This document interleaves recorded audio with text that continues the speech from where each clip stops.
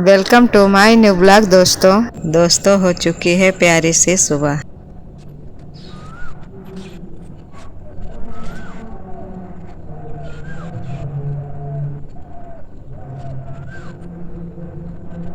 देखो सुबह सुबह का टाइम है 5:57 या 58 हुए और ये सुबह का नज़ारा है, बहुत प्यारा लगता है।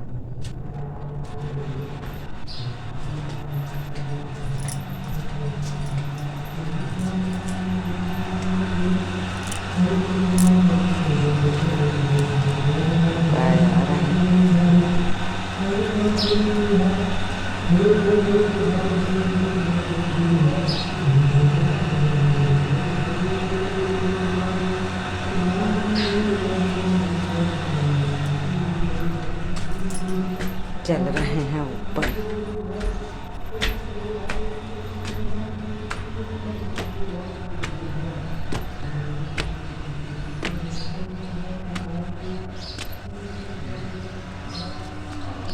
ये नीम का पेड़ है, बहुत हरा भरा है, इसकी हवा बहुत अच्छी होती है। नीम के पेड़ की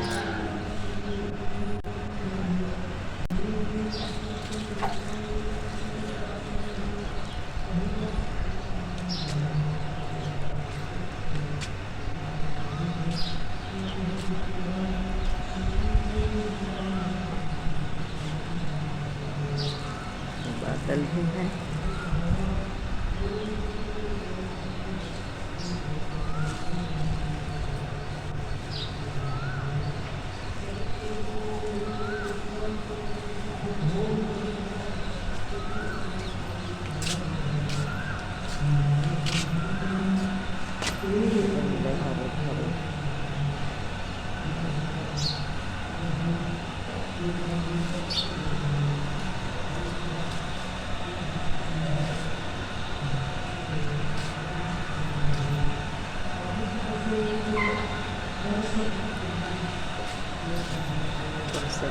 कितना छोटा था, कितना बढ़िया बड़ा हो गया।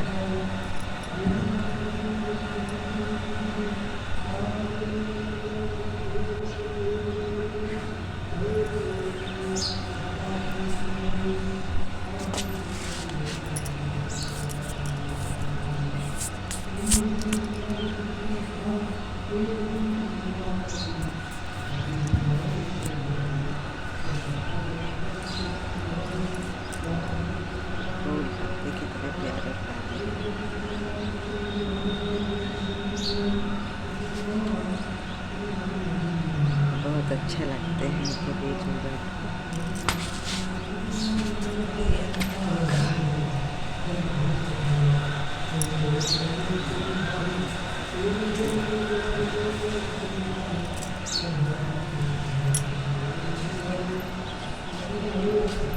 सुबह का टाइम रहता, बहुत सुंदर लगता है। अभी हम उठे हैं, सोचा चलो ब्लॉग बनाते हैं।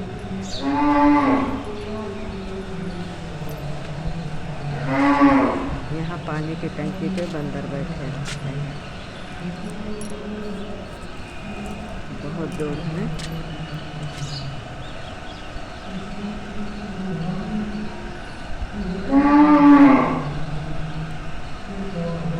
बंदर बैठा, पानी की टंकी है, उस पर 2 बंदर बैठे।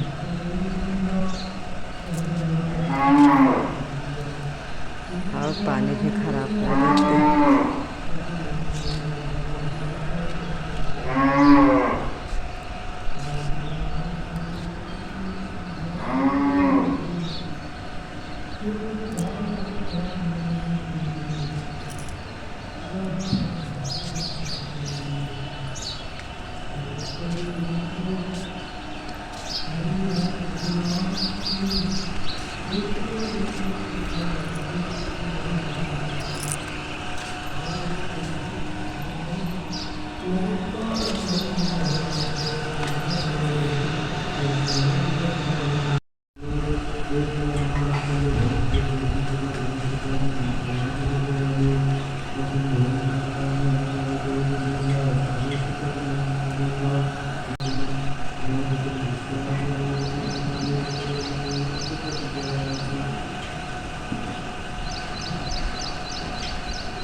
ये चिड़िया है, अपने आप को देख रही है, उसकी परछाई पड़ रही। ये सोचती है कि कोई दूसरी चिड़िया। देखो कितनी देर से इसमें चोंच मार रही। और ये पंछी ऐसे होते हैं पक्षी कि देख के मारते इनकी चोंच घायल हो जाएगी, इनको जी चोटिल हो जाएंगी, लेकिन रुकती नहीं है। इसका रोज का काम है। यहाँ पे आती है, देखती है और चोंच मारती रहती है।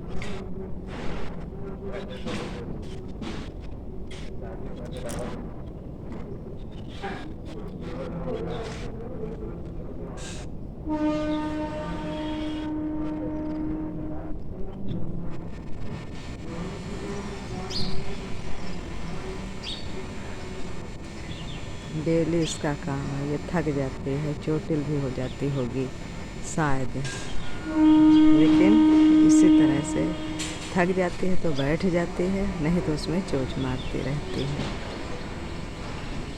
अभी बैठी है, गौरैया है ये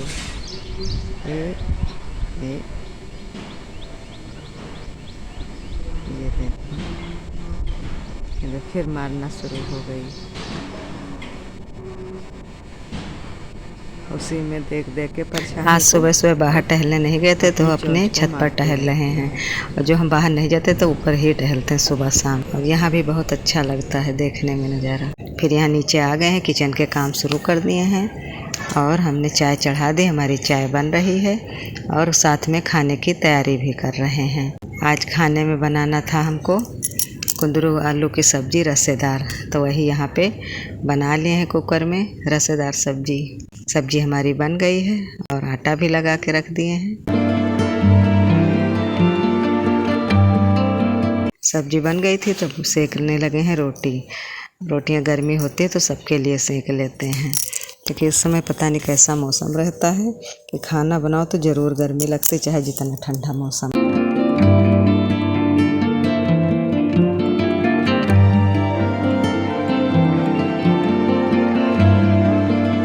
तकलीफ़ों से थककर आँखों से आंसू बहते हैं, कहने वाले क्या जाने सहने वाले कैसे सहते हैं।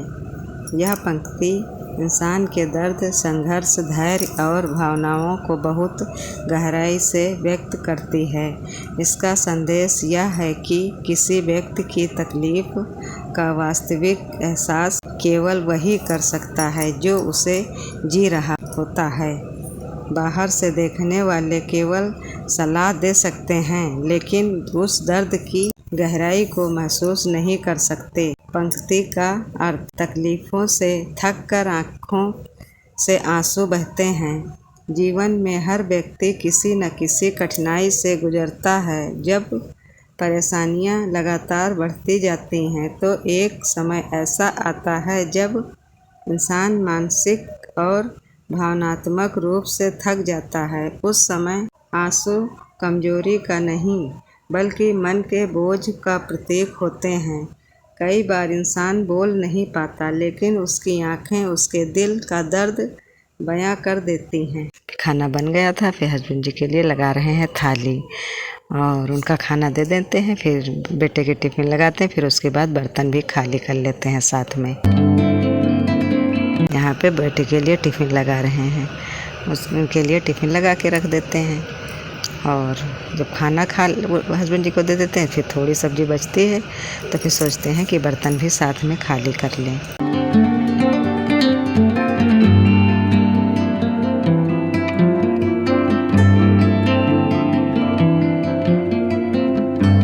उसके बाद फिर सफाई करने लगे तो गैस को भी साफ़ कर रहे हैं। पहले सूखे कपड़े से झाड़ देते हैं, अच्छे से पोंछ देते हैं और उसके बाद में फिर झाड़ू लगा देते हैं नीचे फर्श पे, फिर गीले कपड़े से पोंछते हैं। कहने वाले क्या जाने सहने वाले कैसे सहते हैं। दूसरों को अक्सर कहना आसान लगता है, सब ठीक हो जाएगा, इतना मत सोचो, मजबूत बनो।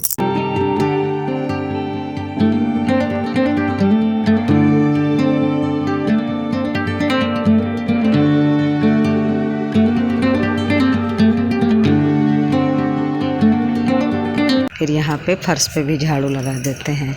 झाड़ू लगाने के बाद अच्छे से फिर पोछा लगाओ गीले कपड़े से, तो ज़्यादा फर्श साफ़ होती है और अच्छा भी लगता है।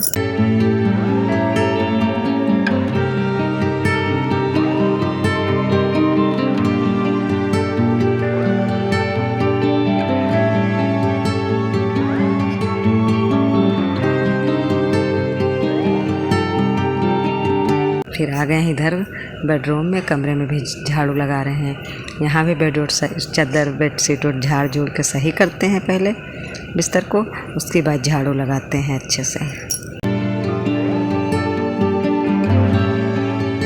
फिर पहले आज बर्तन धुलने लगे हैं।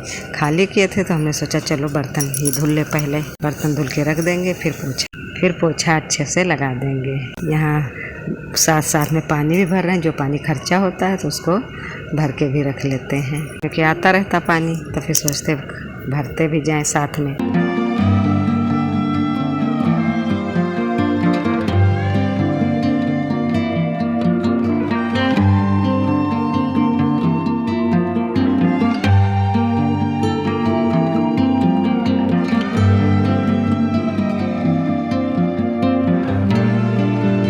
अब लगाने लगे हैं पोछा।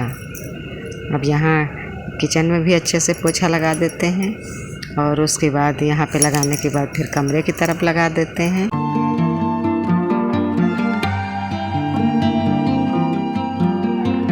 अब इधर आ गए हैं, तखत को भी गीले कपड़े से पोंछ देते हैं, और अब इसको हम इसीलिए डेली पोंछते हैं। आज दोपहर में करीबन 2 घंटे लाइट हमारे यहाँ नहीं रही, तो उसी तखत पे हम लोग बैठे भी थे। उसके बाद जब ज़्यादा देर हो जाती तो आराम भी करते हैं, क्योंकि यहाँ पे दोनों तरफ गेट है, दरवाज़ा मतलब आंगन है एक तरफ रोड है, तो हवा अच्छी आती है। अब यहाँ पे आ गए हैं कपड़े धुलने। एक कपड़े भिगो के रख देते हैं, उसके बाद फिर आखिरी में कपड़े धुलते हैं।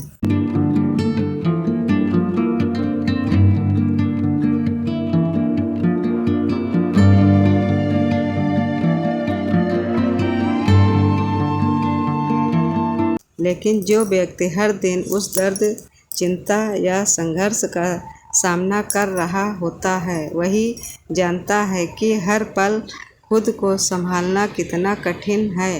बाहर से जो संघर्ष छोटा दिखाई देता है, वह भीतर से किसी के लिए बहुत बड़ा हो सकता है।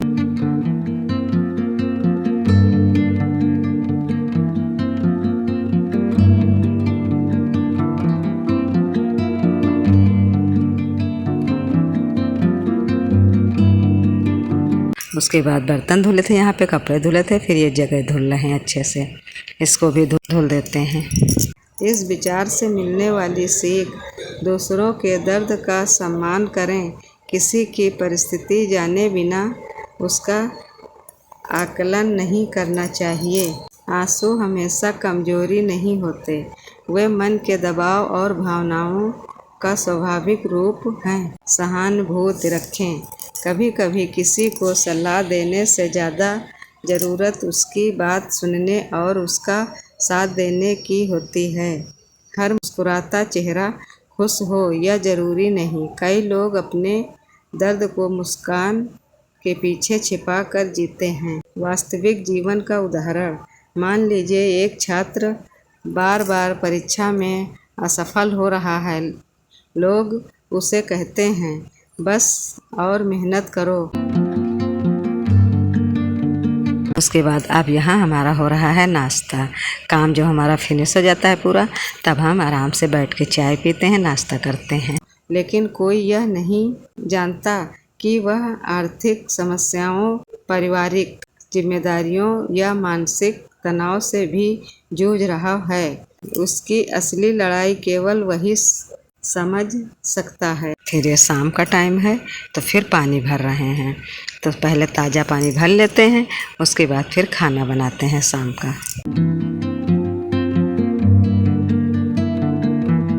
फिर यहाँ शाम को छत पे आए हैं, थोड़ा टहल रहे हैं, क्योंकि सुबह शाम हम टहलते ज़रूर हैं। सुबह भी टहलते हैं, अगर बाहर जाते हैं डेली टहलने, अगर सुबह और नहीं फिर शाम को तो नहीं जाते हैं बाहर, तो छत पे टहलते हैं। कि यहाँ भी हमको अच्छा लगता है, और टहलना तो सबको चाहिए थोड़ा। इसी तरह कोई व्यक्ति नौकरी, रिश्तों या स्वास्थ्य की कठिनाइयों से गुजर रहा हो तो बाहर वालों को उसका दर्द छोटा लग सकता है, लेकिन उसके लिए वही सबसे बड़ी परीक्षा होती है। निष्कर्ष, यह पंक्ति हमें सिखाती है कि दूसरों के दुख को कभी हल्के में नहीं लेना चाहिए। किसी के जीवन की लड़ाई केवल वही जानता है जो उसे हर दिन जी रहा है। इसलिए लोगों को परखने की बजाय उन्हें समझने, उनका सम्मान करने और मुश्किल समय में उनका सहारा बनने की कोशिश करनी चाहिए। यही सच्ची इंसानियत है। दोस्तों, आज का ब्लॉग यहीं समाप्त करते हैं। कल मिलेंगे एक नए ब्लॉग के साथ। अगर मेरा ब्लॉग पसंद आ रहा है तो दोस्तों इसे लाइक, शेयर और कमेंट करिए। अगर मेरे चैनल पर नए आए हैं तो मेरे चैनल को सब्सक्राइब करिए। तब तक के लिए धन्यवाद दोस्तों।